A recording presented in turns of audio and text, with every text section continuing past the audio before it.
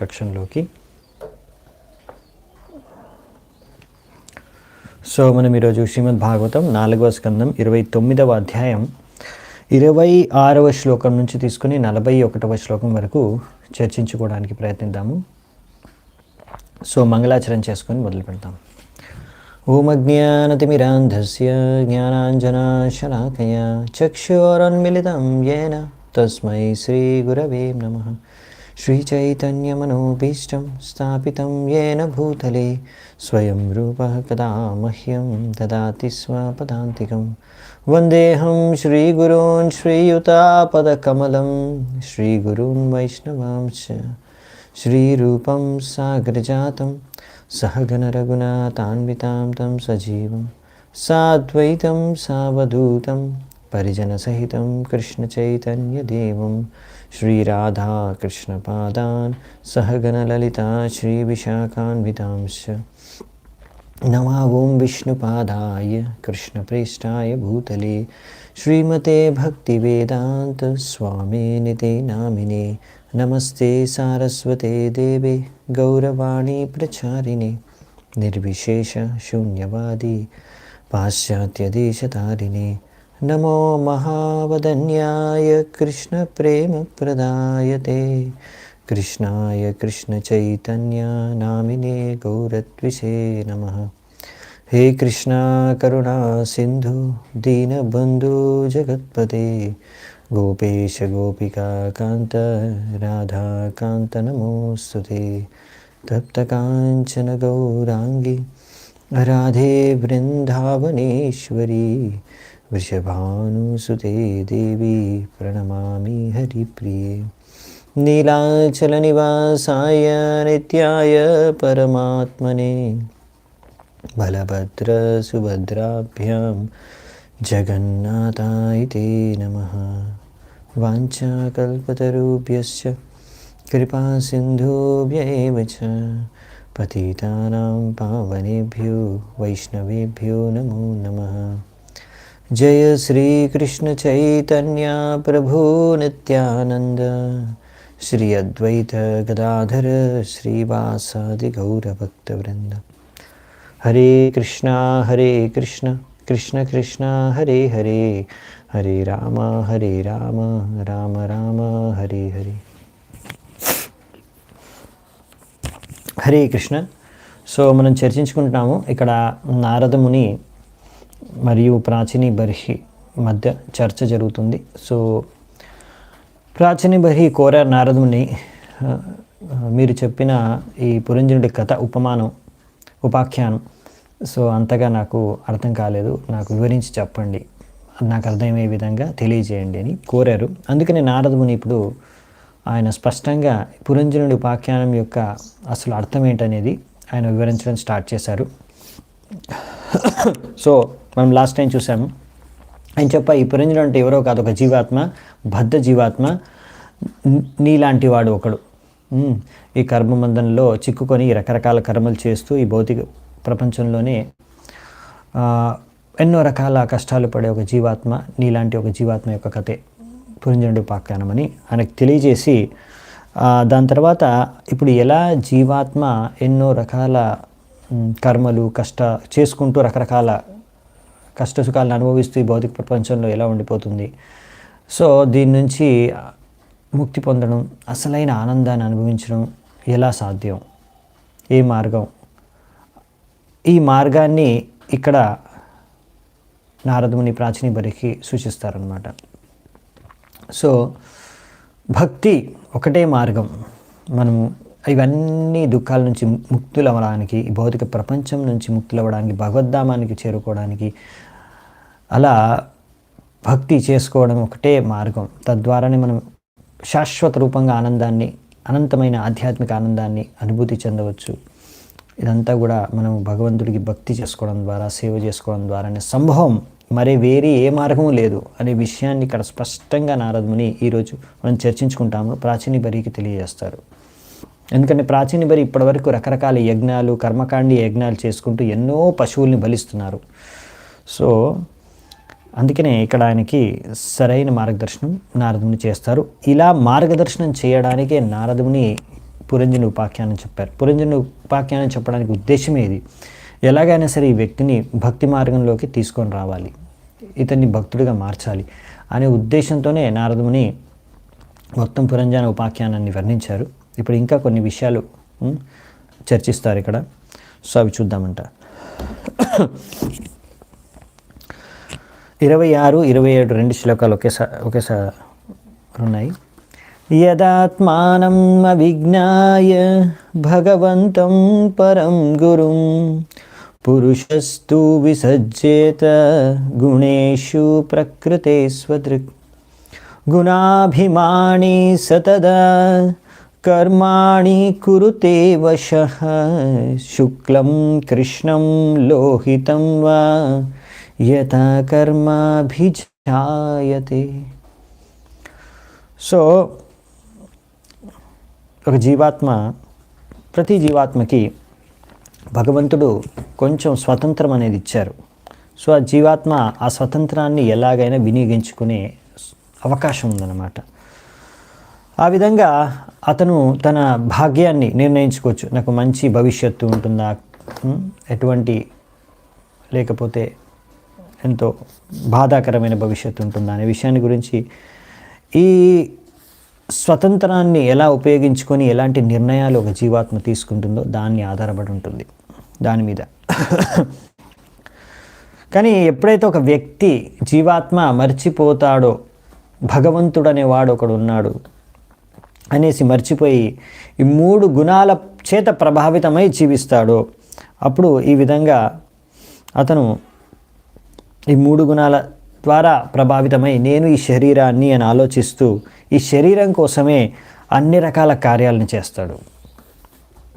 ఒక్కొక్కసారి తమోగుణం చేత ప్రభావితమై, ఒక్కొక్కసారి రజోగుణం చేత ప్రభావితమై, ఒక్కొక్కసారి సత్వగుణం చేత ప్రభావితమై ఈ యొక్క జీవాత్మ వివిధ రకాల శరీరాల్ని ధరిస్తూ వివిధ రకాల కార్యాల్లో నిమగ్నమైపోయి ఉంటుంది. సో ఇది జరిగేదనమాట. సో మనకి తెలుసు, భగవద్గీతలు కూడా వర్ణించారు. పురుష ప్రకృతిస్థో హి భుంక్తే ప్రకృతిజాన్ గుణాన్ కారణం గుణ సంగోస్య సత్ అసత్యోని జన్మషు. సో రకరకాల సత్ అసత్ రకరకాల శరీరాల్ని ఒక జీవాత్మ పొందుతుందన్నమాట. ఎలాంటి గుణాలతో సాంగత్యం చేస్తుందో, ఎలాంటి గుణాల ద్వారా ప్రభావితం అవుతుందో జీవాత్మ అలాంటి కార్యాలు చేయడం ద్వారా ఈ ప్రకృతిలో అటువంటి శరీరాలని పొందుతుందన్నమాట. మొత్తం 84 లక్షల రకరకాల శరీరాలు ఉన్నాయి.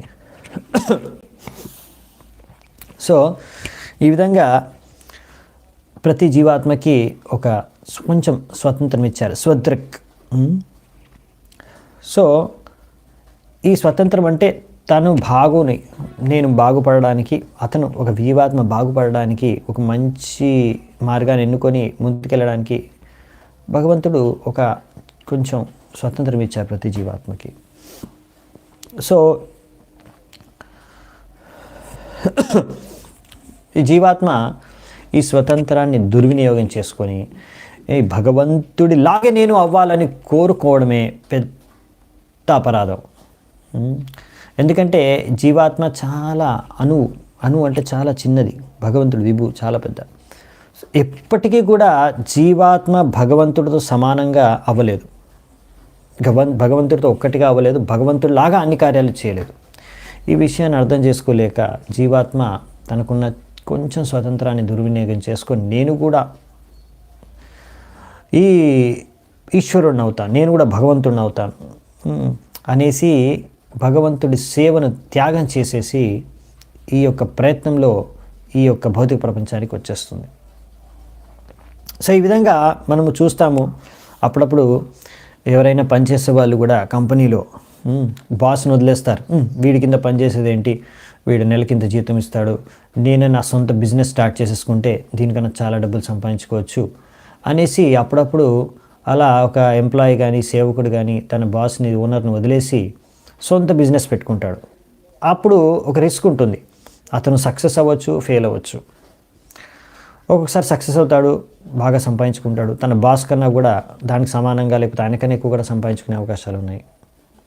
ఇంకొకటి అతను ఫెయిల్ అయిపోవచ్చు, ఆ బిజినెస్ లాస్ అయిపోవచ్చు, సో ముందు కనీసం నెలకింత జీతం వచ్చేది, ఇప్పుడు అది కూడా గతి లేకుండా మొత్తం కోల్పోవచ్చు. అందులో ఉన్న సంపద ధనమంతా కూడా ఈ బిజినెస్లో లాస్ అయ్యి ఏదైనా కావచ్చు. ఇది భౌతిక ప్రపంచం.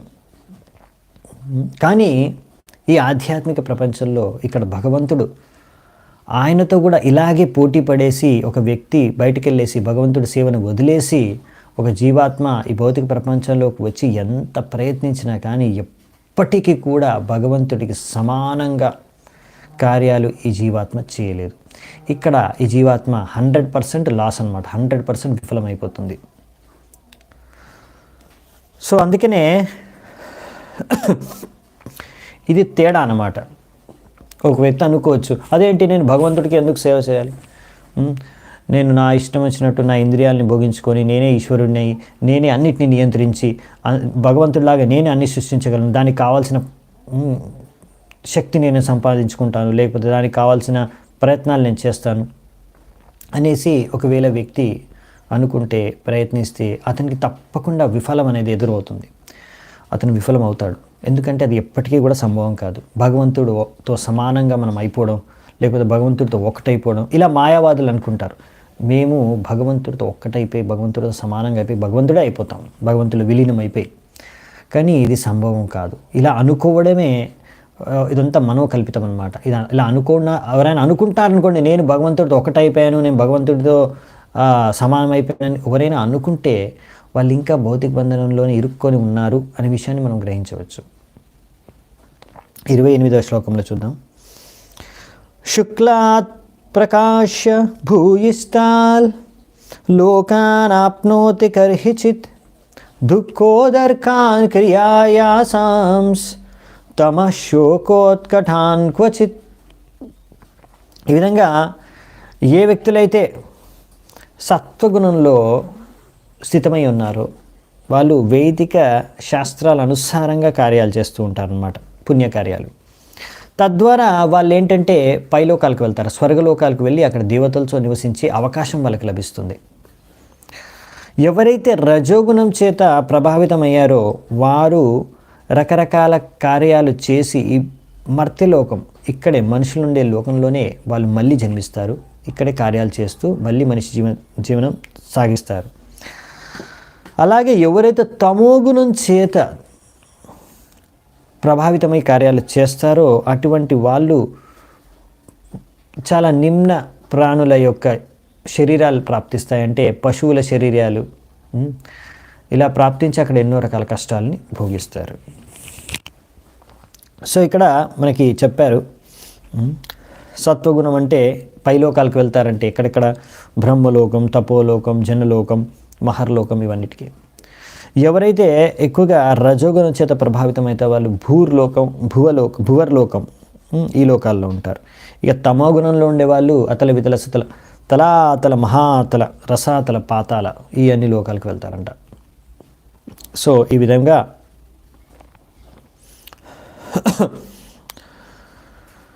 వారి యొక్క గతి వాళ్ళకి లభిస్తుందన్నమాట. ఎలాంటి కార్యాలు చేసుకుంటే అలాంటి లోకాలు వాళ్ళకు, లేకపోతే అలాంటి శరీరాలు వాళ్ళకి దక్కుతాయి. సో చాలామంది ఈ కలియుగంలో పెద్ద పెద్ద ఫ్యాక్టరీస్లో పనిచేస్తున్నారు, కార్యాలు చేస్తున్నారు. సో ఇలా ఫ్యాక్టరీలో పెద్ద పెద్ద ఫ్యాక్టరీలో ఎన్నో గంటలు పనిచేయడం ద్వారా వాళ్ళు ఎన్నో రకాల ఒత్తిడికి లోనవుతున్నారు. ఎంతో ఒత్తిడి, ఎంతో టెన్షన్, ఎంతో యాంగ్జైటీ, ఎన్నో రకం దుఃఖాలు, కష్టాల్లో వాళ్ళు పడిపోతున్నారు. సో ఇలాంటి కర్మల్ని ఉగ్రకర్మ అంటారు. ఈ ఉగ్రకర్మల ద్వారా మనకు లభించేది ఏంటంటే అంతిమంగా దుఃఖం మాత్రమే. ఈ ఉగ్రకర్మల్లో కొంతమంది శ్రామికులు, కార్మికులు, లేబరర్స్ అక్కడ శ్రమ చేస్తూ ఉంటారు, పని చేస్తూ ఉంటారు. వాళ్ళ ద్వారా పని చేయించుకొని కొంతమంది క్యాపిటలిస్ట్ అంటారు. వాళ్ళు ఎన్నో లాభాలు పొందుతుంటారు ఈ యొక్క వ్యాపారాలు చేసుకొని ఫ్యాక్టరీల ద్వారా. కానీ ఈ క్యాపిటలిస్ట్ వీళ్ళు రజోగుణంలో పనిచేస్తున్నారు, అలా శ్రామికులు తమో గుణంలో పనిచేస్తున్నారు. ఇద్దరు కూడా అలాంటి రజో తమో గుణాల్లో పనిచేస్తున్నారు. కానీ కనుక అంతిమంగా వాళ్ళిద్దరికీ కూడా దుఃఖమే లభిస్తుంది.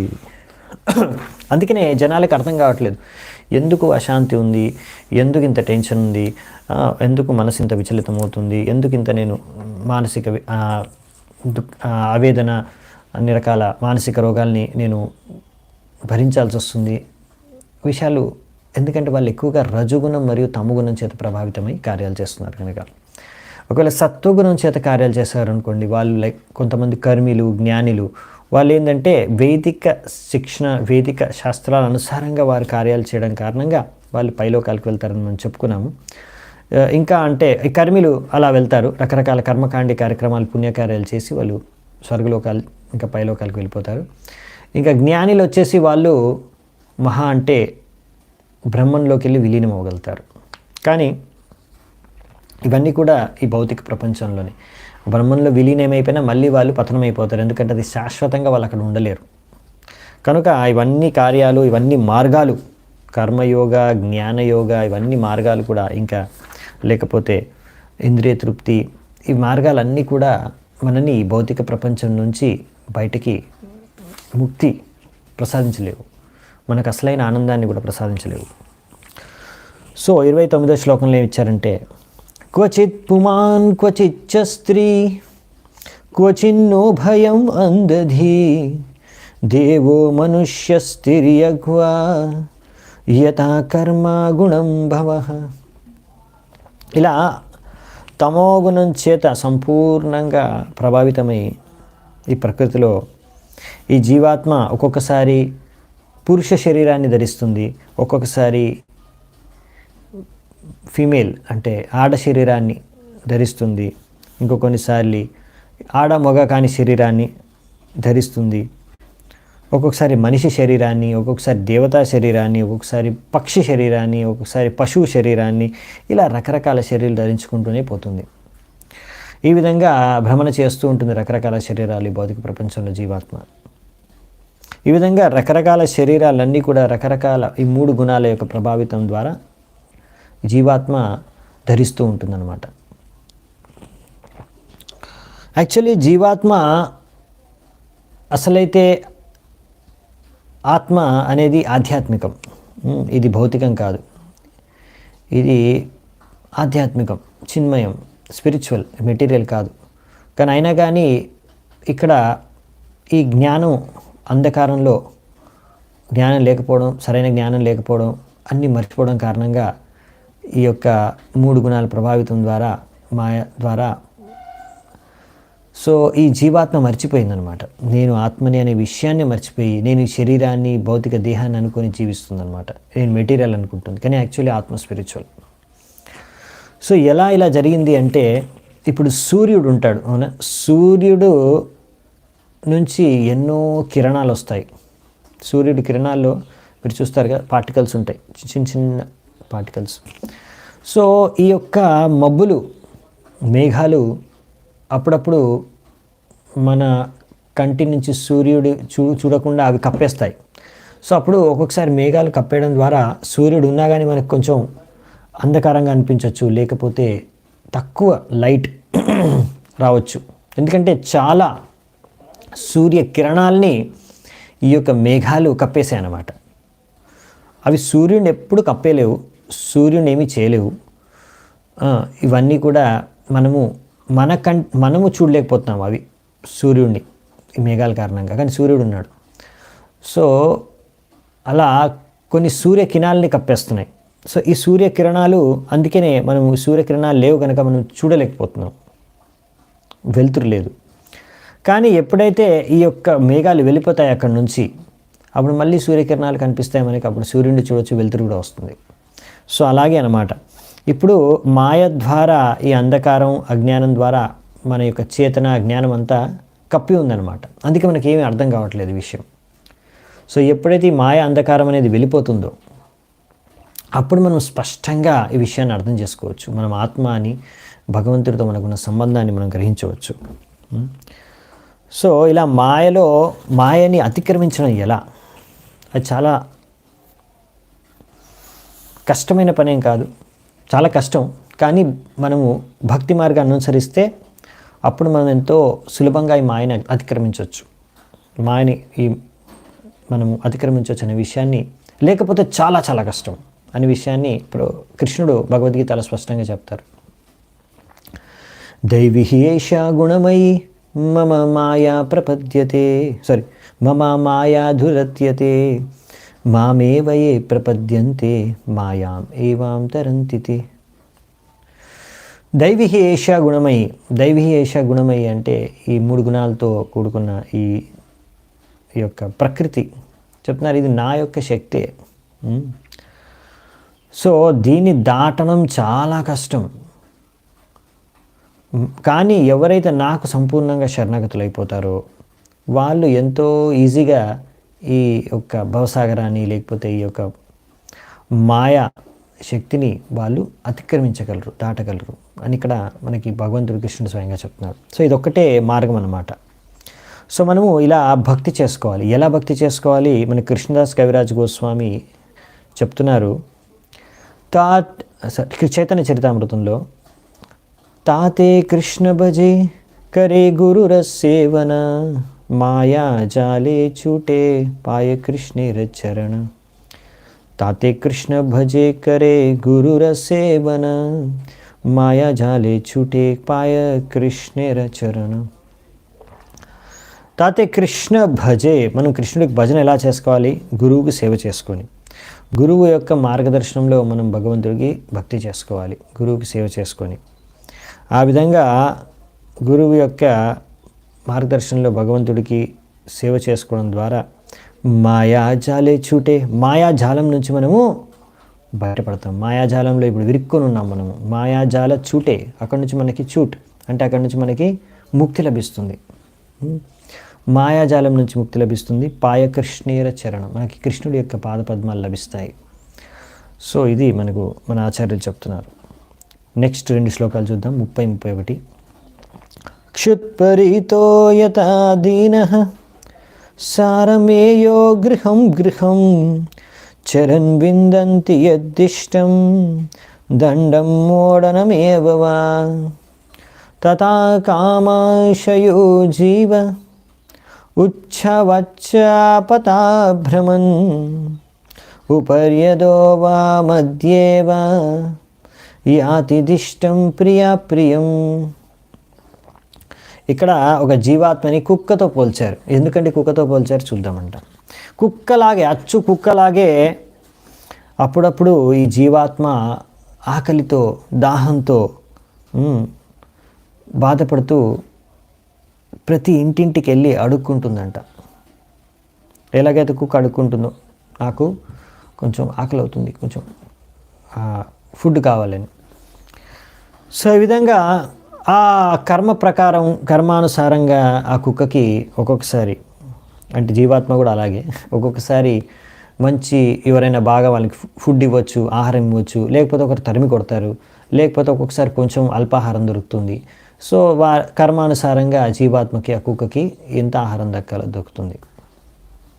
అప్పుడప్పుడు దొరుకుతుంది తినడానికి, అప్పుడప్పుడు దొరకదు. అదేవిధంగా జీవాత్మ కూడా ఎన్నో రకాల ఆశయాలు, భౌతిక కోరికలు తీసుకొని రకరకాల శరీరాలని ధరించుకుంటూ భ్రమణ చేస్తూ ఉంది.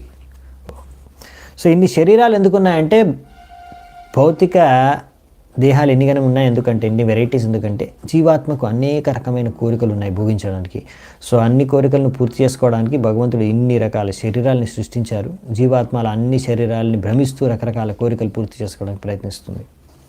ఒక్కొక్కసారి ఎంతో ఉన్నతమైన స్థాయిని పొందుతుంది, ఒక్కొక్కసారి ఎంతో నికృష్టమైన స్థాయికి వెళ్ళిపోతుంది.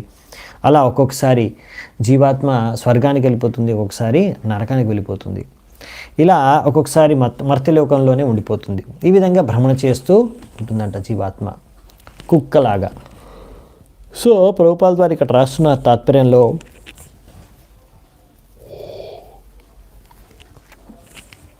ఒకవేళ కుక్కకి ఒక మంచి ధనికుడు ఓనర్గా లభించారనుకోండి, చాలామంది డబ్బున్న వాళ్ళు ఈ కుక్కల్ని పెంచుకుంటూ ఉంటారు అనమాట. అలా కుక్కలు అంటే చాలా ఇష్టం, కుక్కల్ని పెంచుకుంటారు, చాలా ప్రేమ అనమాట.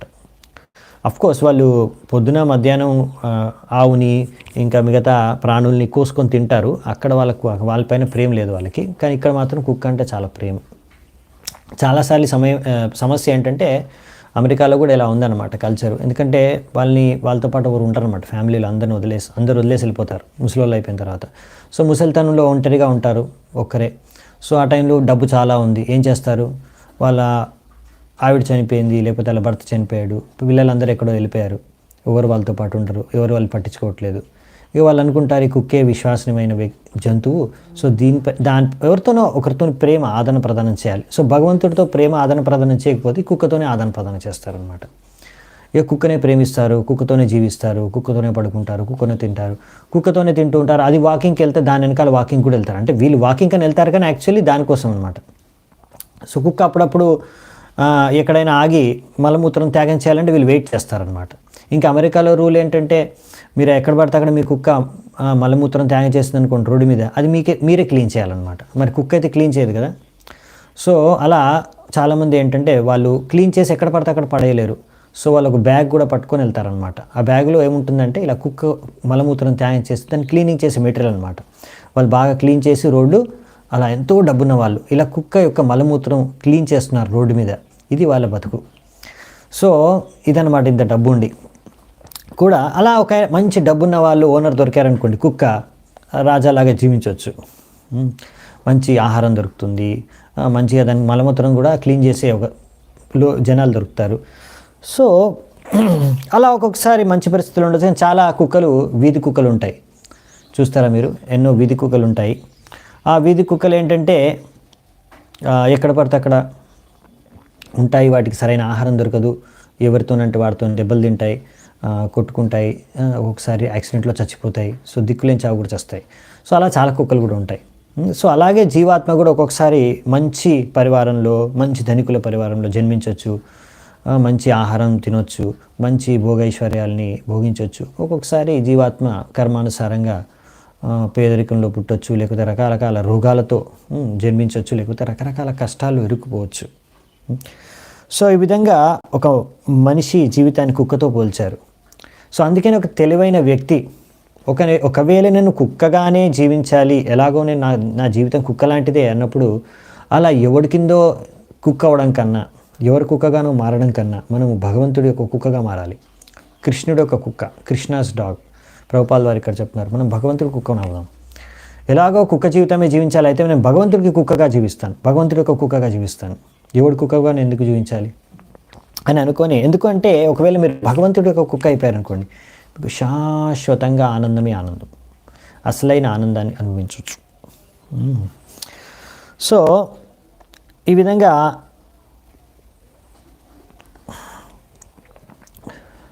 భక్తి వినోద్ ఠాకూర్ కూడా కోరుకుంటారు. భక్తి వినోద్ ఠాకూర్ మన ఆచార్యులు, వైష్ణవ ఠాకూర తోమార కుకుర భూలియ జాన మోరే అని ఏమంటున్నారు వైష్ణవ్ ఠాకూర్. నేను మీ యొక్క కుక్కగా మారిపోవాలనుకుంటున్నాను.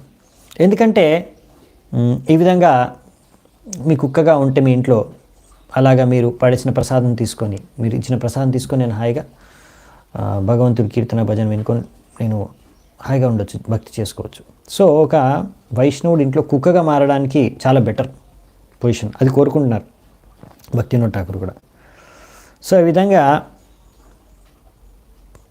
ఇంకొకటి ఏంటంటే ఇక్కడ మన ప్రభుపాల్ వారు వర్ణిస్తున్నారు, ఇలా కుక్క ఎప్పుడు కూడా తన యొక్క మాస్టర్, తన యొక్క ఎవరైతే ఓనర్ ఉన్నారో కుక్క ఎప్పుడు కూడా ఎవరైతే అనుచితమైన వ్యక్తుల్ని ఇంట్లోకి ప్రవేశించకుండా, లేకపోతే ఆ ఓనర్ దగ్గరికి రాకుండా చేస్తుందన్నమాట. సో ఈ విధంగా ఆ కుక్క తన ఓనర్కి మంచి సేవ చేస్తుంది. సో అలాగే ఇంకో అర్థం ఏంటంటే ఇక్కడ ఒక వ్యక్తి అలా కుక్కగా మారడం అంటే ఒక వైష్ణవుడికి కృష్ణుడికి అంటే ఆ విధంగా వైష్ణవుడికి కృష్ణుడికి అలా సరైన విధంగా సేవ చేసి ఆ వైష్ణవుడిని కానీ కృష్ణుడిని కానీ సంతృప్తిపరచడానికి. ఎలాగైతే కుక్క తన ఓనర్కి మాస్టర్ని ఎంతో బాగా సంతృప్తిపరచడానికి నిజాయితీగా కుక్క ఆ ఓనర్కి సంతృప్తిపరచడానికి ప్రయత్నిస్తుందో, అలాగే ఒక వ్యక్తి కూడా కోరుకోవాలి, నేను అలాగే కుక్కలాగే నిజాయితీగా నా వైష్ణవుడికి కానీ గురువుకి కానీ కృష్ణుడిని కానీ సంతృప్తిపరచాలి. అలాంటి జీవితం మనకు కావాలని కోరుకోవాలి మనం. అలాంటి జీవితం మనం ఒకవేళ జీవించడానికి ప్రయత్నిస్తే అప్పుడే మనం ఆధ్యాత్మిక జీవితంలో ప్రగతి సాధించగలం, లేకపోతే లేదు. ఒకవేళ ఇలా కాదనుకోండి, తో సంభవం కాదనమాట. ఈ భౌతిక ప్రపంచంలో మహా అంటే మీరు సత్వగుణంలో జీవిస్తే మహా అంటే స్వర్గలోకాలకు వెళ్ళగలరు. కానీ అసలైన ఆనందం మాత్రం ఈ స్వర్గలోకంలో కూడా లేదు. ఎందుకంటే అక్కడి నుంచి కూడా మళ్ళీ ఒక వ్యక్తి ఈ లోకానికి వచ్చేయచ్చు, అక్కడ పుణ్యకర్మలు కంప్లీట్ అయిపోయిన తర్వాత. భగవద్గీతలో చెప్పారు, ఊర్ధ్వం గచ్చంతి సత్వస్థ మధ్యే తిష్టతి రాజస జగన్య గుణవృత్తిస్థ అతో గచ్చంతి తామస. సో మీరు సత్వగుణంలో ఉంటే పైలోకాలకు వెళ్తారు. ఇంతకుముందు కూడా మనం చూసుకున్నాం ఈ ముందు శ్లోకాల్లో కూడా. సో రజగుణంలో ఉంటే మర్త్యలోకంలోనే ఉంటాం, తమగుణంలో ఉంటే నిమ్న లోకాలకు వెళ్ళిపోతాం. సో ఈ విధంగా కానీ మనము ఇలా భౌతిక జగత్తులో ప్రపంచంలోనే భ్రమిస్తూ ఉండకూడదు. మనం భగవద్ధామానికి వెళ్ళిపోవాలి, లేకపోతే భగవంతుడి సేవలో యుక్తమైపోవాలి. సో నెక్స్ట్ శ్లోకం చూద్దాం, 32. దుఃఖేష్వేకతరేణాపి దైవభూతాత్మహేతుషు జీవస్య న వ్యవచ్ఛేద స్యాచ్చేతత్ ప్రతిక్రియ. సో ఇక్కడ జీవాత్మ ఏం చేస్తుంది మీరు అడిగారనుకోండి, నేను చాలా సమస్యలు ఉన్నాయి, చాలా ప్రాబ్లమ్స్ ఉన్నాయి, అవన్నీ సాల్వ్ చేయడంలోనే నా సమయం అంతా వెళ్ళిపోతుంది, ఇంకా భక్తి ఇవన్నీ చేసుకోవడానికి నాకు టైం లేదు. సో టైం అంతా ఏం చేస్తుందంటే జీవాత్మ ఇక్కడ రకరకాల కష్టాలు ఆ కర్మానుసారంగా ఆ జీవాత్మకి ప్రకృతి ద్వారా లభిస్తాయి. సో వాటిని ఎలా అధిగమించాలి అనే ప్రయత్నంలోనే మనస్సు, శరీరం, బుద్ధి అంతా కూడా పెట్టేస్తుందన్నమాట జీవాత్మ. కానీ ఎంత ప్రయత్నించినా కానీ ప్రకృతి నియమాలని ఎప్పటికీ కూడా జీవాత్మ అధిగమించలేదు. సో ప్రకృతి నియమాల అనుసారంగానే కష్టాలు అనుభవిస్తూ జీవిస్తుంది. సో ప్రతి ఒక్కరికి వాళ్ళ కర్మానుసారంగా ఏవో కష్టాలు వస్తాయి. వాటిని ఎలా అధిగమించాలి, భౌతికంగా నేను ఎలా అభివృద్ధి చెందాలి, భౌతికంగా నేను ఎలా లాభాలు సంపాదించాలి అనే ప్రయత్నంలోనే జీవితాన్ని అంతా గడిపేస్తారు చాలామంది వ్యక్తులు, జీవులు. సో ఇక్కడ అందుకే ప్రభుపాదుల వారు చెప్తున్నారు, ఒక పేదవాడు ఉన్నాడు అనుకోండి, అతను ఆలోచిస్తాడు, నా దగ్గర డబ్బు ఉంటే నేను ఎంతో ఆనందాన్ని, సుఖాన్ని అనుభవించవచ్చు, నా కష్టాలన్నీ తొలగిపోతాయి అనుకొని ఆ వ్యక్తి ఎలాగైనా సరే ఇప్పుడు నేను చాలా డబ్బు సంపాదించాలి, నాకు ఇప్పుడు పేదరికం ఉంది, నా దగ్గర డబ్బు లేదు, డబ్బు ఉంటే నాకు ఆనందం ఉంటుంది, అలా ఒక బుద్ధిలో తెలివి మనసులో అది కూర్చొని ఇంకా దానికోసం బాగా దినము రాత్రి కష్టపడతారు అనమాట. అలా ఎన్నో సంవత్సరాలు ఎంతో సమయం వెచ్చించిన తర్వాత, కష్టపడ్డ తర్వాత, కానీ అతను తర్వాత ఏమవుతుందో తెలియదు. కానీ ఈ ప్రాసెస్సే చాలా కష్టతరం కదా. ఇంత కష్టం ఎందుకు, ఇంత ప్రయత్నం, ఇంత సమయం జీవితంలో పెట్టేస్తున్నారు జనాలు. ఒక్కొక్కసారి జీవితాంతం కష్టపడి పెద్ద కరోడపతి అయిపోయాడు తర్వాత. కానీ ఒకవేళ భక్తి చేసుకోలేదనుకోండి, జీవితాంతం వృధా. జీవితాంతం ఒకవేళ భక్తి చేసుకోలేదంటే ఆ వ్యక్తి జీవితమే వృధా. మీరు ఓకే జీవితాంతం కష్టపడి మీరు పెద్ద కోటీశ్వరుడు అయిపోయారండి, కానీ మీరు భక్తి చేసుకోలేదు. సో మీ జీవితం వృధా, మీ కోటీశ్వరుడైనా మీకు లాభం లేదు. అంతకన్నా మీరు పేదరికంలో ఉండి ఒకవేళ భక్తి చేసుకొని భగవంతుడిని చేరుకుంటే అప్పుడు మీ జీవితం సార్థకం అయిపోయింది. అదే ఇక్కడ చెప్పేది. సో అంటే మీరు ఏదో ఒకటి చేయాలని, ఒకవేళ మీరు డబ్బు సంపాదించుకుంటూ కూడా భక్తి చేసుకోగలిగితే, లేకపోతే మీకు అది కూడా సంభవం అయితే అది కూడా చేయొచ్చు. సో భగవంతుడి సేవ కోసం ప్రభుపాదుల వారు చెప్తారు, మీరు సంపాదించవచ్చు డబ్బులు భగవంతుడి సేవలో యుక్తం చేయడానికి. కానీ చాలామంది ఏంటంటే అలా మాకు డబ్బు కావాలి, ఇప్పుడు మాకు పేదరికం ఉంది అనే పేరుతో భక్తి చేసుకోకుండా ఆ డబ్బులు సంపాదించుకుంటూనే జీవితాంతం అంతా దానికోసమే జీవించేస్తూ జీవితం వృధా చేసుకుంటారు.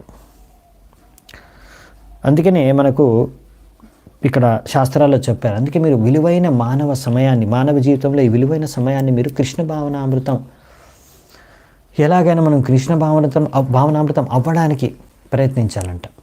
తస్యైవ హేతు ప్రయతేత కోవిదో నలభ్యతే యద్ భ్రమతాముపర్యదః తల్లభ్యతే దుఃఖవదన్యత సుఖం కాలేన సర్వత్ర గభీరరంహస. ఇక్కడ ఏం చెప్తున్నారంటే తస్యైవ హేతు ప్రయతేత కోవిదో, మీరు అటువంటి విషయానికి చాలా ప్రయత్నించాలి. దేని గురించి ప్రయత్నించాలంట, దేనికి కష్టపడాలంట, అవును, మేమేం చెప్పట్లేదు మీరు ఊరికే తిని కూర్చోండి పడుకోండి అనేసి ఏం పని చేయకుండా, అది చెప్పట్లేదు. ఇక్కడ ఏం చెప్తున్నా, మీరు కష్టపడాలి, ప్రతి ఒక్క వ్యక్తి కష్టపడాలి బతుకు ప్రపంచంలో. కానీ ఎందుకు కష్టపడాలి, దేనికి కష్టపడాలి? తల్లభ్యతే యద్భ్రమతాం యదుపర్యత. సో ఇక్కడ ఈ బ్రహ్మాండంలో పైనుంచి కింద వరకు తిరిగినా కానీ లభించని ఆ విషయం కోసం, వస్తువు కోసం మీరు శ్రమించాలంట. భౌతిక ప్రపంచంలో లభించినది ఏంటి? ఆధ్యాత్మిక ప్రపంచం. సో మీరు ఆధ్యాత్మిక ప్రపంచంలోకి వెళ్ళడానికి, భక్తి చేసుకోవడానికి మీరు ప్రయత్నించాలి. ఎందుకంటే ఈ భౌతిక ప్రపంచంలో మీరు ఎన్ని ప్రయత్నాలు చేస్తున్నారు, తల్లభ్యతే దుఃఖవదన్యత సుఖం. మీ కర్మానుసారంగా మీరు సుఖ దుఃఖాలు మీకు లభిస్తాయి సమయానుసారంగా. సమయం వచ్చినప్పుడు కాలేన సర్వత్ర గభీరనం, సరైన కాలం చెల్లినప్పుడు మీకు సరైన కర్మ ఫలితాలు వస్తాయి. అది సుఖమో దుఃఖమో మీరు చేసుకున్న పూర్వ జన్మ కర్మల ప్రకారం మీకు ఈ జన్మలో ఎంత సుఖం రావాలో ఎంత దుఃఖం రావాలో అవి వస్తాయి. మీరు ఎలాగ కోరుకోరో అయినా మీకు దుఃఖాలు వచ్చేస్తాయి కదా మీ జీవితంలో. అలాగే ఎంత సుఖం మీరు అనుభవించాలో ముందే రాసిపెట్టుంది. సో ఆ సుఖం అనేది మీరు అడగకున్నా కానీ వచ్చేస్తుంది సమయానుసారంగా. సో దాని గురించి ఎందుకు మీరు కష్టపడడం, మూర్ఖత్వం కాకపోతే. అందుకనే మీరు ఇప్పుడు ఉన్న సమయాన్ని కూడా అంతా కూడా భగవంతుడి భక్తి కోసం, భక్తిని పెంపొందించుకోవడానికి భగవంతుడి పట్ల మనం ప్రయత్నించామనుకోండి, అప్పుడు మన జీవితం సార్థకమైపోతుంది. లేకపోతే మన జీవితం మనం వృధా చేసినట్టే. అదే ఇక్కడ చెప్తున్నారన్నమాట. సో కొంతమంది అనుకుంటారు, ఓ నేను చాలా డెవలప్మెంట్ చేశాను చూడండి, ముందు నేను సైకిల్ మీద వెళ్ళేవాడిని, ఇప్పుడు కారులో వెళ్తున్నాను, నా దగ్గర ఎంత పెద్ద పెద్ద బంగ్లా ఉంది, ఎంత బ్యాంక్ బ్యాలెన్స్ ఉంది, ఎంత అభివృద్ధి చేశాను నేను. అలా అభివృద్ధి చేశాను అని అనుకుంటున్నాడే, అది ఏమీ లేదు, అది మూర్ఖత్వం. ఎందుకంటే ఏ అభివృద్ధి చేసినా అందులో ఇంకో రకమైన కష్టం ఉంటుంది. చాలా డబ్బులు సంపాదించడం ఇప్పుడు టెన్షన్, అది కూడా దొంగలు ఎత్తుకుపోతాడని, లేకపోతే అది పాడైపోతుందని, లేకపోతే నేను చచ్చిపోయిన తర్వాత దాన్ని ఎవరు చూసుకుంటారని, ఇలా బంగ్లా కానీ ఏదైనా కానీ. సో మీరు అలా ఒక టెన్షన్ నుంచి బయటపడడానికి ఎంతో శ్రమించి ఇంకోటి సాధించారు, కానీ దాని ద్వారా ఇంకొక టెన్షన్ ఉంటుందన్నమాట. సో అలా మీరు ఒక పరిస్థితి నుంచి బయటపడి ఇంకో పరిస్థితిలోకి ప్రవేశించిన అక్కడ ఆ పరిస్థితుల్లో ఇంకో రకమైన టెన్షన్. ఎందుకంటే భౌతిక ప్రపంచం మొత్తం దుఃఖాలే అశాశ్వతం. మీరు ఏ పరిస్థితిలో మారినా కానీ, ఏ పరిస్థితుల్లోకి వెళ్ళినా కానీ, అన్ని రకాల పరిస్థితుల్లో కూడా అన్ని రకాల దుఃఖాలు కష్టాలు ఉంటాయి. సో ఒక రకం దుఃఖం, ఒక రకం కష్టం నుంచి బయటపడితే ఇంకొక రకం దుఃఖం, ఇంకో రకం కష్టం, ఇంకో రకం టెన్షన్ మీరు తెచ్చిపెట్టుకుంటారు అంతే. సో చేంజ్ చేస్తున్నారు అంతే. దుఃఖం ఏ విధంగా రావాలి, ఎటువంటి దుఃఖాన్ని మీరు పొందాలనే విషయం చేంజ్ చేస్తున్నారు, ఏ స్టైల్లో దుఃఖం వస్తున్నది. కానీ దుఃఖాన్ని నుంచి మీరు బయటపడలేదు, దుఃఖాలేం ఇది. సో అందుకనే విషయాన్ని అర్థం చేసుకోవాలి. ఈ దుఃఖాలన్నింటినీ కూడా మీరు అధిగమించాలంటే ఒకటే మార్గం, కృష్ణ చైతన్యం. కౌంతేయ ప్రతిజానిహి నమే భక్త ప్రణశ్యతి. అందుకని కృష్ణుడు చెప్పాడు అర్జునుడికి, నా భక్తుడు ఎప్పుడు కూడా పతనమైపోడు అని. అంటే ఆయన భక్తి ఎప్పుడు కూడా పతనమైపోదు. మనం చేసుకునే భక్తి ఎల్లప్పుడూ మనతో పాటు ఉంటుంది, అదే మనం రక్షిస్తుంది, అదే మన అసలైన సంపద, అది ఎప్పుడు నశించిపోదు. యథాహి పురుషో భారం శిరసా గురుముద్వహం తం స్కంధేన స ఆధత్తే తథా సర్వా ప్రతిక్రియా. ఒక వ్యక్తి, చాలా మంచి ఉదాహరణ చూడండి, శ్లోకంలోనే ఇచ్చారు. ఒక వ్యక్తి ఒక్కొక్కసారి తన తలపైన భారాన్ని మోసుకుంటూ వెళ్తున్నాడు. ఆ భారం ఎక్కువైపోయింది తలపైన.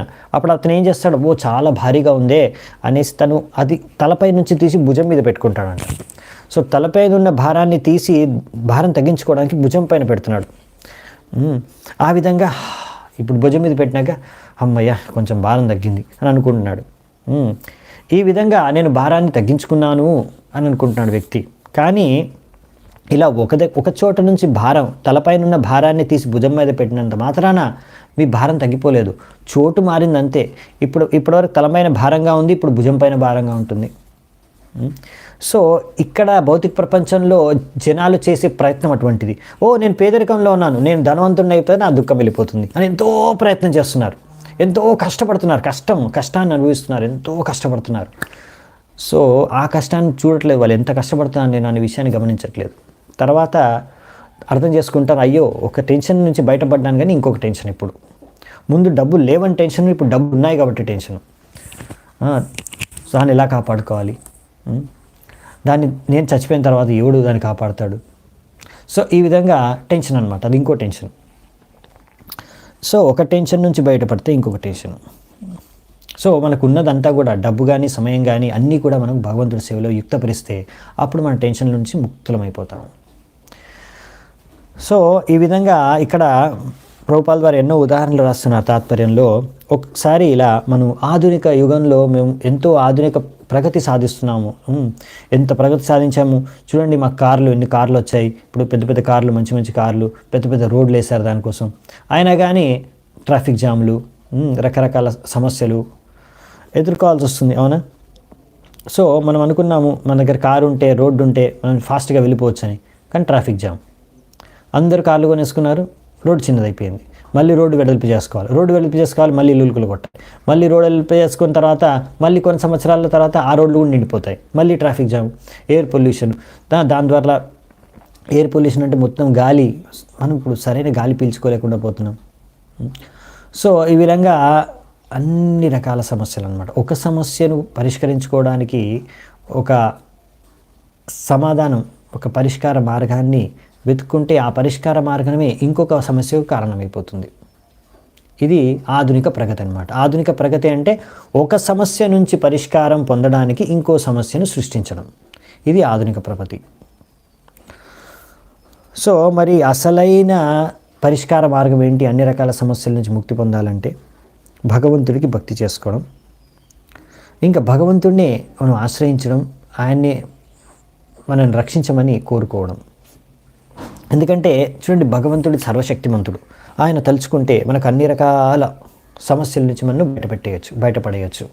సో మనం అలా భగవంతుడిని ఆశ్రయించడం శ్రేయస్కరం అన్నమాట మన సమస్యల నుంచి బయటపడడానికి. అంతేకాని ఇలా ఒక సమస్య నుంచి బయటపడడానికి నాకు భగవంతుడు అవసరం లేదు, నాకు చాలా తెలివితేటలు ఉన్నాయి, నేను చాలా ఆధునికం, చాలా తెలివి ఉంది, నాకు బుద్ధి ఉంది, నా సైన్స్ ఉంది, నా టెక్నాలజీ ఉంది అని రకరకాల ప్రయత్నాలు చేసి ఫైనల్గా ఏంటంటే వ్యక్తి రకరకాల మానసిక ఆవేదన, దుఃఖాలు, రోగాలకి, కష్టాల పాలవుతున్నారనమాట.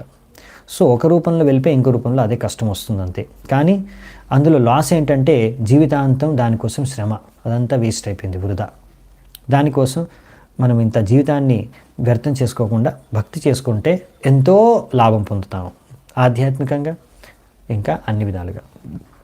నైకాంతత ప్రతీకార కర్మణాం కర్మ కేవలం ద్వయం హి అవిద్యపోస్త్రం స్వప్నే స్వప్న ఇవానగా. నారదుని చెప్తున్నాడు ఏమని, నువ్వు అన్ని పాపకర్మల నుంచి ముక్తుడివి. సో ఇలా you who are free from all sinful activity. So మీరు రకరకాలను కర్మకాండాలు చేసి ఇలా కర్మ ఫలాలు నుంచి నువ్వు ముక్తుడు అయిపోలేవు. ఎన్ని కర్మకాండ కార్యక్రమాలు నువ్వు చేస్తే దాని కర్మానుసారంగా నువ్వు ఏవో ఒక ఫలాలను అనుభవించాలి, పుణ్య పాపము. దాన్ని అనుభవించడానికి మళ్ళీ నువ్వు ఒక శరీరాన్ని ధరించాలి. కాబట్టి మీరు ఎటువంటి నువ్వు కార్యాలు చేసినా, ఒకవేళ అది కృష్ణ భావనామృతమైన కార్యాలు కాకపోతే ఇవన్నీ అంధకారంలో ఉన్నట్టే. ఎలాగంటే ఇప్పుడు మనము ఒక్కొక్కసారి ఎంతో భయంకరమైన కళలు కంటాం. ఆ కళల నుంచి బయటపడడానికి ఇంకొక భయంకరమైన మత్తు పదార్థాలు తీసుకొని దాని నుంచి మనం బయటపడలేము. ఒక కళ నుంచి మనం బయటపడాలంటే మనము నిద్రలోంచి మేలుకోవాలంతే. నిద్రలోంచి మేలుకున్నామనుకోండి మనం కళ నుంచి బయటపడిపోతాం. అలాగే ఇప్పుడు మనము ఈ భౌతిక ప్రపంచంలో అంధకారంలో మాయమోహితమై నిద్రిస్తున్నాము, మాయ ఒడిలో. సో మనము జస్ట్ నిద్ర మేలుకోవడం అంటే కృష్ణ భావనామృతం, మన చేతన కృష్ణ భావనామృతం, కృష్ణ చైతన్యంగా మారిపోతే అప్పుడు మనము ఈ యొక్క మోహమాయ అనే కళ నుంచి బయటపడతాం. అప్పుడు మనం జాగృత అవస్థకు చేరుకున్నట్టు. మనం మెలుకున్నామంటే కృష్ణ భావనామృతంలోకి వచ్చేసామంటే మనం మెలుకున్నామంటూ. కృష్ణ భావనామృతంలోకి రాలేదు అంటే మనము ఇంకా నిద్రిస్తున్నట్టు మాయవడిలో. సో అందుకనే సొల్యూషన్ ఏంటి, సమాధానం ఏంటి, అన్ని సమస్యలకు పరిష్కార మార్గం ఏంటంటే కృష్ణ భావనామృతం. మీరు కృష్ణ భావనామృతం అయిపోతే అప్పుడు ఇంకా జాగృత అవస్థలో ఉన్నట్టు, మీరు అప్పుడు ఇంకా మెలుకొని ఉన్నట్టు, అప్పుడు మీకు ఇంకా ఏ సమస్యలు ఉండవు. ఎందుకంటే అలా ఎవరైతే మెలుకొని కృష్ణ భావనామృతంలో ఉండి తిరిగి భగవద్ధామానికి వెళ్ళిపోతారో అక్కడే అసలైన శాశ్వత ఆనందాన్ని వాళ్ళు పొందగలరు. వేరే మార్గమే లేదు. అసలైన శాశ్వత ఆనందం అదే, ఇంకా వేరేదేది లేదు, ఎక్కడా కూడా లేదు. శాశ్వత ఆనందం భక్తిలో మాత్రమే ఉంది అసలైన ఆనందం. అర్థేహ్య విద్యమానేపి సంశ్రుతిర్న నివర్తతే మనసా లింగరూపేణ స్వప్నే విచరతో యత. ఒక్కొక్కసారి మనము స్వప్నంలో పులిని చూస్తాము, లేకపోతే పాముని చూస్తాము, చూసి భయపడతాము. కానీ యాక్చువల్లీ ఏంటంటే అక్కడ పులి లేదు, స్వప్నంలోనే ఉంది. నిజంగా అయితే అక్కడ పులి లేదు, పాము లేదు. సో ఈ విధంగా రకరకాల విషయాలు మన మనసులో మనం సృష్టించుకొని ఈ కళల్లో ఇవన్నీ సూక్ష్మ దేహాల్లో మనం అనేక రకాల కష్టాలని లేకపోతే వాటి యొక్క ఫలాన్ని అనుభవిస్తున్నాం. అక్కడ నిజంగా పులి లేకున్నా కానీ కల్లో పులి ఉందనుకొని మనం కంగారు పడిపోతున్నాం, భయపడిపోతున్నాం, మనం చెమటలు వచ్చేస్తున్నాయి పడుకొని కూడా. సో ఆ విధంగా మనము ఎలా మరి ఆ కళలో మనం కంగారు పడిపోతున్నాం, ఆ కంగారు నుంచి బయటపడడం ఎలా? మెలకు ఉంటే సరిపోతుంది, అంతే.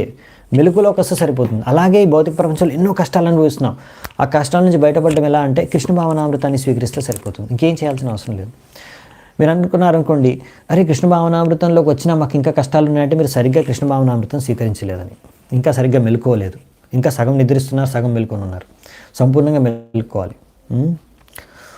సో ఎందుకంటే మనం ఇప్పటివరకు ఆలోచిస్తున్నాం, మన కష్టాలన్నీ దేనికి? మనకు కష్టాలు ఇచ్చేది ఎవరి? శరీరం. రెండు రకాలు ఉన్నాయి శరీరాలు, సూక్ష్మదేహం, స్థూలదేహం. ఈ స్థూలదేహం పంచమహాభూతాలతో నిర్మితమైన స్థూలదేహం. దీనికి ఇప్పుడు మీరు చేయి కోసుకుందనుకోండి, మీకు బాధేస్తుంది, అవునా? చేతికి దెబ్బ తగిలితే బాధేస్తుంది. సో ఈ శరీరానికి దెబ్బ తగలడం ద్వారా రకరకాల రోగాలు ఈ శరీరానికి వస్తున్నాయి, ఆత్మకు కాదు. సో దీని ద్వారా మనం బాధపడుతున్నాం, ఎందుకంటే మనం అనుకుంటున్నాం మనం ఈ శరీరం అని.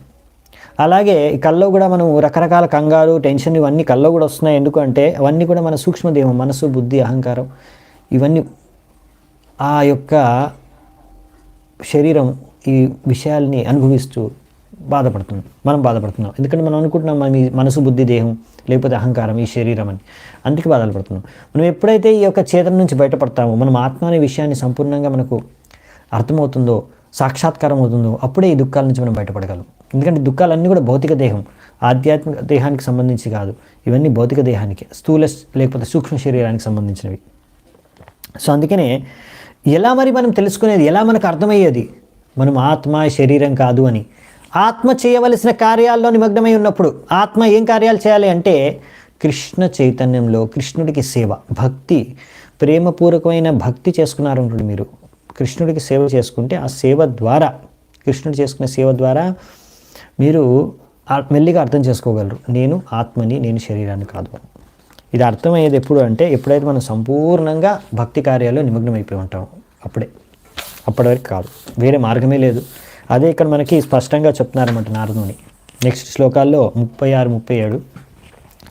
అతాత్మనోర్తభూతస్య యతోనార్తా పరంపర సంశ్రుతిస్తద్వ్యవాచ్ఛేదో భక్త్యా పరమయా గురౌ వాసుదేవే భగవతి భక్తియోగः సమాహితః సధృచ్ఛిన్నేన వైరాగ్యం జ్ఞానం చ జనయస్యతి. సో ఇక్కడ చెప్తాను క్లియర్గా, వాసుదేవే భగవతి, వాసుదేవుడికి నువ్వు భక్తి యోగ చేసుకొని నువ్వు వాసుదేవుడికి భక్తి చేసుకొని స్పష్టంగా చెప్తున్నారు నారదుని. సో ఇది అసలైన ఇంట్రెస్ట్ అన్నమాట. ఒక జీవాత్మ ఈ యొక్క జన్మ మృత్యు చక్రం నుంచి బయటపడాలంటే వాసుదేవుడికి భక్తి చేసుకోవాలి. దీని తప్ప ఇంకా వేరే ఏ మార్గము లేదు. భగవంతుడికి శరణాగతం అవ్వడం, భగవంతుడికి సేవ చేసుకోవడం, భక్తి చేసుకోవడం మాత్రమే మార్గం. సో ఒకవేళ ఒక వ్యక్తి ఇలా భక్తి చేసుకోకుంటే ఈ భౌతిక ప్రపంచం నుంచి ఎప్పుడు అతను ముక్తులు అవ్వలేడు అనే విషయాన్ని ఇక్కడ స్పష్టం చేస్తున్నారు నారదుని. ఇంకా అసలైన జ్ఞానాన్ని ఎప్పుడు అతను పొందలేడు. సరైన జ్ఞానం అంటే ఇదే, కృష్ణుడిని అర్థం చేసుకోవడమే అసలైన జ్ఞానం. కానీ ఈ జ్ఞానం లేని కారణంగా రకరకాల కామవాసనలతో, భౌతిక కోరికలతో, రకరకాల ఈ కోరికలు ఏం చేస్తున్నాయంటే, ఎందుకంటే మనం అనుకుంటున్నాం మనం మొదట అజ్ఞానంలో ఈ శరీరం నేను అని, ఈ శరీరాన్ని భోగించడమే అసలైన ఉద్దేశం అనుకుంటూ దానికోసం ఎన్నో రకరకాల కోరికలు అన్నమాట. ఈ అక్కర్లేని కోరికలే అనర్థాలు. సో అనర్థాలంటే ఏంటి?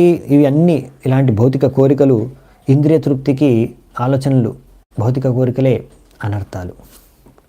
అందుకే నారద పంచరాత్రులు రాశారు, సర్వోపాధి వినుర్ముక్తం తత్పరత్వేన నిర్మలం. సో మనం ముందు ఏంటంటే మనస్సుని శుద్ధపరచుకోవాలి. ఇటువంటి భోగవృత్తి, ఇటువంటి కామవాసన, ఇటువంటి భౌతిక కోరికలతో మనం ముక్తులం అవ్వాలి. మన మనస్సు ముక్తులైపోవాలి. మన మనస్సు వీటి గురించి ఆలోచించకూడదు, శుద్ధమైపోవాలి మన మనస్సు. ఇలాంటి వాటి గురించి ఆలోచించకుండా ఉండాలి. సో మనము ఇలాంటి నేను అందుకే ఇలా భోగించాలి ఈ శరీరాన్ని అనే విషయాన్ని మనము దీని నుంచి బయట సర్వ ఉపాధి వినుర్ముక్తం. సో ఈ విధంగా నేను అది అనే విషయాన్ని వదిలేయాలి. ఇవన్నీ తప్పు, సరైన ఐడెంటిటీ కాదు. మనం ఎవరు కృష్ణుని యొక్క దాసుల విషయాన్ని అర్థం చేసుకోవాలి, మన ఆత్మ అనే విషయాన్ని అర్థం చేసుకోవాలి. అప్పుడే మన మనస్సు శుద్ధి అవ్వగలదు. మనస్సు శుద్ధి అవ్వడం చాలా ఇంపార్టెంట్. మీరు మనస్సు శుద్ధం అవ్వకపోతే మనము ఈ యొక్క భౌతిక బంధనం నుంచి బయటపడలేము. అనర్థోపశమం సాక్షాత్ భక్తి యోగం మదోక్షజే లోకస్యాచానతో విద్వాంశ్చక్రే సాత్వత సంహితాం.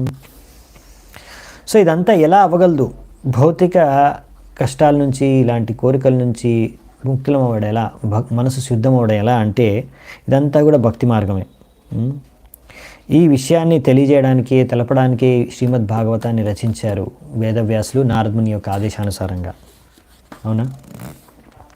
సో విషయాన్ని మనం అర్థం చేసుకోవాలి. జీవేర స్వరూప్ హోయ్ కృష్ణేర నిత్యదాస్. ఈ చైతన్య మహాప్రభు అన్నారు. ఏమని చైతన్య మహాప్రభు ఏం చెప్పారు? జీవుడి యొక్క అసలైన స్వరూపం ఏంటంటే కృష్ణుడి నిత్యదాసుడు అని. ఈ విషయాన్ని మనం అర్థం చేసుకోవాలి. ఈ విషయాన్ని అర్థం చేసుకుంటే అప్పుడు మనము సరైన పరిస్థితిలో, సరైన స్థితిలో ఉన్నట్టు. మన అసలైన స్థితి ముక్త స్థితి. ముక్తిర్హిత్వాన్యత రూపం స్వరూపేణ వ్యవస్థితి. అసలు ముక్తి అంటే ఏంటంటే మన స్వరూపం కృష్ణుడి యొక్క దాసులు మన విషయాన్ని మనం అర్థం చేసుకొని, కృష్ణుడి దాసుగా మన కర్తవ్యం భగవంతుడికి సేవ చేయడం. ఆ సేవలో యుక్తమైపోతే అప్పుడు మనం ముక్తి లభించినట్టే. అది మన ముక్తావస్థ. యాక్చువల్లీ ముక్తావస్థలో చేసేదే అది. సో ఎవరైనా కృష్ణ భావనామృతమై భగవంతుడికి సేవ చేసుకుంటున్నారంటే వాళ్ళు ముక్తావస్థలో ఉన్నట్టే. సో అందుకే వాసుదేవే భగవతి భక్తి యోగ ప్రయోజిత జనస్యతు అస్యు వైరాగ్యం జ్ఞానం చేదహేతుకమని భాగవతంలో ముందే చెప్పారు. ఈ విధంగా భగవంతుడికి భక్తి చేసుకోవడం ద్వారా మీకు భగవంతుడికి వాసుదేవుడికి భక్తి చేసుకోవడం ద్వారా మీకు జ్ఞానము, వైరాగ్యం అనేది ఎంతో సులువుగా లభించేస్తుంది అనమాట. దాని గురించి మీరు సపరేట్గా కష్టపడాల్సిన అవసరం కూడా లేదు. నెక్స్ట్ 38వ శ్లోకం. స్వచిరాదేవరాజర్షి స్యాదచ్యుత కథాశ్రయ శృణ్వత శ్రద్ధధానస్య నిత్యదా స్యాదధీధయ అధీయతః. సో ఇక్కడ ఏం చెప్తున్నానంటే, ఓ రాజా, ఎవరైతే శ్రద్ధ కలిగిన వారు ఉంటారో వాళ్ళు ఎప్పుడు కూడా భగవంతుడి గురించి వింటూనే ఉంటారు, భగవద్గీత యొక్క కథను శ్రవణం చేస్తూ ఉంటారు. ఈ విధంగా వాళ్ళు ఎప్పుడూ భగవత్తుడి కథను శ్రవణం చేస్తూ వాళ్ళ యొక్క కృష్ణ భావనామృతాన్ని భక్తిని పెంచుకుంటూ ఉంటారు.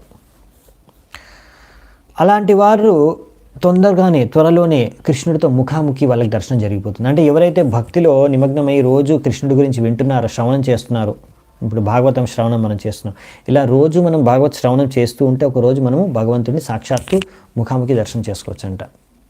అంటే భగవద్ధామానికి వెళ్ళి, లేకపోతే భగవంతుడే మనకు దర్శనం ఇవ్వచ్చు, లేకపోతే భగవద్ధామానికి వెళ్ళి అక్కడ మనం ముఖాముఖి దర్శనం చేసుకోవచ్చు. సో ఇదే మార్గం, వేరేదేం లేదు. సో భక్తి మార్గమే. ఇందులో స్టార్టింగ్ శ్రవణం నుంచి స్టార్ట్ అవుతుంది. మనకు ప్రహ్లాద్ మహారాజ్ చెప్తారు, నవవిధ భక్తి శ్రవణం కీర్తనం విష్ణు స్మరణం పాదసేవనం అర్చనం వందనం దాస్యం సాఖ్యం ఆత్మనివేదనం. సో ఈ నవవిధ భక్తిని సూచించారు ప్రహ్లాద్ మహారాజు. సో ఇది మనం పాటించడం ద్వారా మనము భగవద్ధామానికి వెళ్ళి భగవంతుడిని సాక్షాత్తు డైరెక్ట్గా కూడా దర్శించుకోవచ్చు. నెక్స్ట్ 2 శ్లోకాలు ఉన్నాయి, 39, 40. యత్ర భాగవత రాజన్ సాధవో విశదాశయాః భగవద్ గుణానుకథన శ్రవణ వ్యగ్రచేతసః తస్మిన్ మహన్ముఖరిత మధుభిచ్చరిత్ర పీయూషశేషసరిత పరితః స్రవంతి తాయే పిబంత్యవిత్రిషో నృపగాధాకర్ణైస్ తాన్న స్పృశ్యంత్యశన త్రిద్భయాశోకమోహః. ఓ రాజా, ఎక్కడైతే శుద్ధ భక్తులు నివసిస్తున్నారో, అన్ని రకాల నియమాల్ని శుద్ధతతో పాటిస్తూ, ఇంకా సంపూర్ణమైన శుద్ధమైన చేతనతో వాళ్ళు ఎప్పుడు కూడా ఎంతో ఆసక్తితో మీ యొక్క గుణగానాలు చేస్తూ, మీ యొక్క కీర్తనలనే మీ యొక్క భజనలనే, మీ యొక్క గుణగానాలనే, కథనే శ్రవణం చేస్తూ ఉన్నారో, అసలు అంటే ఆ యొక్క స్థలంలో అమృతం ప్రవహిస్తున్నట్టు. ఒకవేళ అటువంటి అమృతాన్ని గ్రహించడానికి మనకు అవకాశం దొరికితే ఇంకా అసలైన ఆకలి, నిద్ర, దాహం అన్నీ మర్చిపోతాం. అన్ని రకాల భయాలు, మోహాలు, దుఃఖాల నుంచి ఒక వ్యక్తి ముక్తుడైపోతాడు. ముందు కూడా చెప్పారు, ఇక్కడ కూడా చెప్తున్నారు. అంటే ఒక వ్యక్తి ఒకవేళ ఎన్నో కష్టాల్లో, ఎంతో మోహమాయమై, ఎంతో భయంతో ఉన్న ఆ వ్యక్తి ఆకలి, నిద్ర, ఆహారం అన్ని, దాహం అన్నీ మర్చిపోతారంట. ఒకవేళ ఒక వ్యక్తి ఇలా ఎక్కడైతే కృష్ణ భక్తులు నివసిస్తూ కృష్ణ కథను చర్చించుకుంటున్నారో ఆ అమృతాన్ని అతను గ్రహించగలిగితే ఆ వ్యక్తి ఇంకవన్నిటి నుంచి బయటపడగలరు. అందుకే ముందే చెప్పాం కదా, మీరు భక్తి మార్గాన్ని అనుసరించడం ద్వారా అన్ని రకాల భయం, అన్ని రకాల మోహం, అన్ని రకాల కష్టాల నుంచి, దుఃఖాల నుంచి, బాధల నుంచి బయటపడగలరని. సో ఇదే ఇక్కడ మళ్ళీ చెప్తున్నారు. సో ఒక వ్యక్తి ఆ విధంగా ఎల్లప్పుడూ నిత్యం భగవంతుడి కథను శ్రవణం చేస్తున్నారనుకోండి శుద్ధ భక్తుల ముఖాల నుంచి, ఇంకా ఆ వ్యక్తి ఈ యొక్క భౌతిక స్థలం నుంచి వ్యక్తి చిన్మయ స్థలానికి వెళ్ళిపోతుంది ఆయన చేతన. భగవద్గుణానుకథన శ్రవణ వ్యగ్రచేతసః అంటే ఇక్కడ ఏమంటారంటే ఇలా, అందుకనే ఎప్పుడు కూడా మనం ఆసక్తి చూపించాలి. ఎక్కడ శ్రవణం కీర్తన జరుగుతుంది, ఎక్కడ భగవంతుడి యొక్క లీలలు, గుణగానాలు చర్చించుకుంటున్నారు భక్తులు, ఆ చోటు వెతుక్కొని అక్కడికి వెళ్ళాలంట. మనం ఆసక్తితో వెళ్ళి మనం శ్రవణం కీర్తనంలో పాల్గొనాలి, ఆ యొక్క అమృతాన్ని గ్రహించాలి. ఇలా మనకు ఆతృత ఎలా ఉండాలి? ఇలాంటి ఆతృత అంటే ఎలాగైతే ఒక వ్యాపారస్తుడికి, బిజినెస్ మ్యాన్కి, వాడు ఎప్పుడూ ఆలోచిస్తూ ఉంటాడు. బిజినెస్ మ్యాన్ ఎక్కడికి వెళ్తే, ఏ బిజినెస్ చేస్తే మనకి ఎక్కడ లాభం వస్తుంది, ఇలాంటి విషయాలు ఎక్కడ చర్చ జరిగినా ఈ విషయాల గురించి అతను వెంటనే అక్కడికి వెళ్ళి ఆ చర్చల్లో పాల్గొంటాడు, ఆ విషయాన్ని సేకరిస్తాడు. అలాగే మన భక్తిలో కూడా భక్తుడు ఇలా చేయాలి. ఎక్కడ శ్రవణం కీర్తన జరుగుతుందో అక్కడికి వెళ్ళిపోయి ఆ యొక్క అమృతాన్ని గ్రహించాలి. సతాం ప్రసంగాన్ మమ వీర్య సంవిదో భవంతి హృత్కర్ణరసాయన కథాః తజ్జోషనాదాశ్వపవర్గవర్త్మని శ్రద్ధారథిర్భక్తిరనుక్రమిష్యతి. తో సీక్రెట్, రహస్యం ఏంటి అంటే మనము సరైన వ్యక్తుల ద్వారా వినాలి. సతాం ప్రసంగాన్ మమ వీర్య సంవిదో. సో ఇలా శుద్ధ భక్తుల యొక్క సాంగత్యం ద్వారా, శుద్ధ భక్తుల యొక్క ముఖాల నుంచి మనము ఈ యొక్క కథను శ్రవణం చేయడం ద్వారా అప్పుడు ఏం జరుగుతుందంటే అది మన హృదయానికి ఎంతో ఆహ్లాదాన్ని ప్రసాదిస్తుంది, శుద్ధం చేస్తుంది.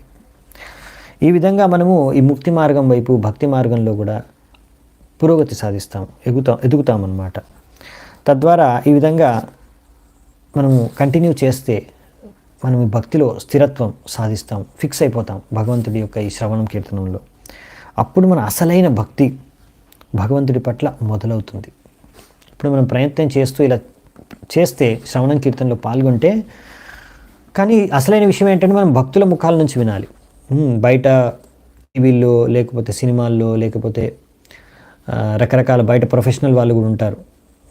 వాళ్ళందరూ కూడా భక్తి చేస్తూ ఉంటారు, అంటే భక్తి పాటలు పాడుతూ ఉంటారు, లేకపోతే భాగవత్ కథలు చెప్తూ ఉంటారు, కృష్ణుడి గురించి లీలలు చెప్తూ ఉంటారు, వర్ణిస్తూ ఉంటారు. ఒకవేళ వాళ్ళు శుద్ధ భక్తులు కానీ, సరైన భక్తులు, ప్రామాణికమైన భక్తులు కాకపోతే వాళ్ళ ముఖాల నుంచి వినకూడదు. అందుకే మనం ఎక్కడి నుంచి వింటున్నాం అనేది కూడా ఇంపార్టెంట్ అనమాట. ఎక్కడ పడితే అక్కడ, ఎవడు పడితే వాడు చెప్తే వాడిని వినకూడదు. అసలు వాడు సరైన భక్తుడా కాదనే విషయాన్ని గ్రహించాలి. అతను సరైన ప్రామాణిక భక్తుడు, ఆయన శుద్ధ భక్తిని అనుసరిస్తున్నాడు అనే వ్యక్తులు, లేకపోతే శుద్ధ భక్తులు నుంచి మాత్రమే మనం వినాలి. అంతేగాని ఎవరైతే భక్తి మార్గంలో సరిగ్గా అనుసరించట్లేదో వాళ్ళు ప్రొఫెషనల్స్, చాలామంది సినిమాలు తీస్తారు కృష్ణుడి లీలల మీద, లేకపోతే సీరియళ్ళు తీస్తారు, లేకపోతే రకరకాల నాటకాలు వేస్తుంటారు యూట్యూబ్లో కానీ, అవన్నీ మనం చూసిన దాని ద్వారా మనకి ఆధ్యాత్మిక ప్రగతి మనం సాధించలేము. సో భక్తుల యొక్క ముఖాల నుంచి మనం యాక్చువల్లీ శ్రవణం చేస్తే, వింటే, దాని ద్వారా మనం ఆధ్యాత్మిక ప్రగతి సాధించగలం. ఓకే. ఏతైరుపద్రుతో నిత్యం జీవలోకస్వభావజై న కరోతి హరేర్నూనం కథామృత నిధౌరతిం. ఎందుకంటే ఒక బద్ధ జీవాత్మ ఎల్లప్పుడూ ఈ యొక్క ఆకలి, దాహం వీటి ద్వారా ఎప్పుడూ పీడితమైనంత కారణంగా ఆ జీవాత్మకు సమయం దొరకదంట. ఇలా కొంచెం సమయమే ఉంటుందంట కృష్ణుడి యొక్క అమృత వచనాలు, అమృత కథను శ్రవణం చేయడానికి, సేవించడానికి.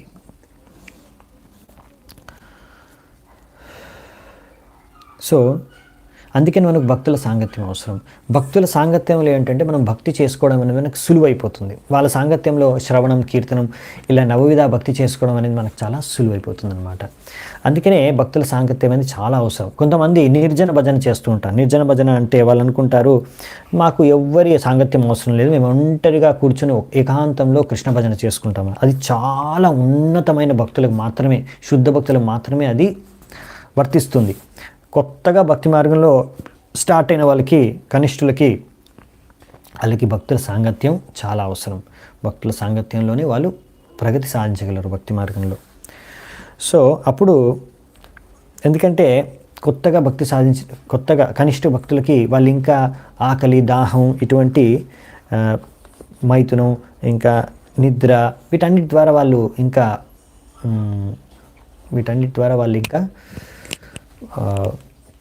విచలితమవుతారు.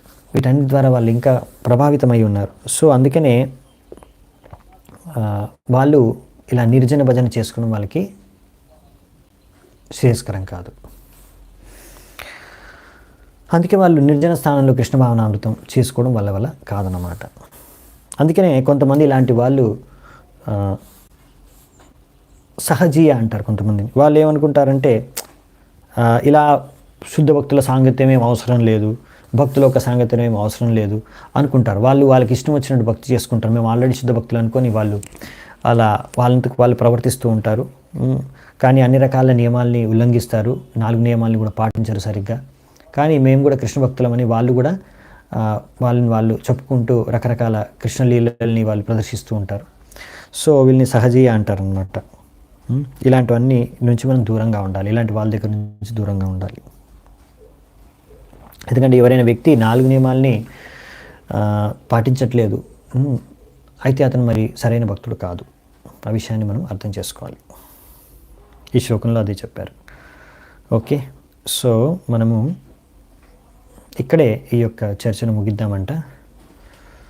సో మళ్ళీ 42వ శ్లోకం నుంచి రేపు చర్చించుకుందాము. అప్పటి వరకు సెలవు. చాలా చాలా ధన్యవాదాలు మీ అందరికీ. హరే కృష్ణ. శిల ప్రభుపాదికి జై. संवेद गौर भक्त वृंद की जय. अनंत कोटि वैष्णव वृंद की जय. श्रीमद् भागवतम की जय. दाई गौर सीतनाथ प्रेमानंदे हरि हरि बोल.